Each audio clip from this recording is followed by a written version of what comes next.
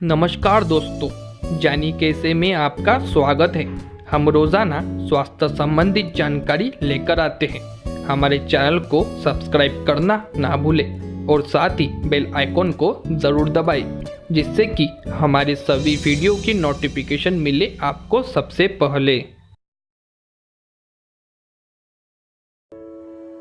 Number 1, मेथी दाना। रात में 1 चम्मच मेथी दाना को पानी में भिगो दे।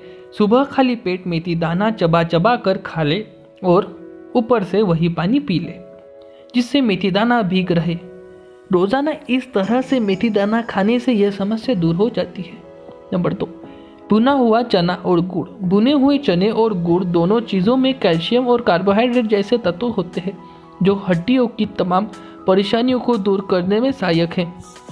इसके नियमित सेवन से भी हड्डियों से कट कट की आवाज़ आना बंद हो जाता है। दूध में कैल्शियम और हड्डियों में मौजूद लुब्रिकेट को बढ़ाने वाले तत्व भरपूर मात्रा में होते हैं।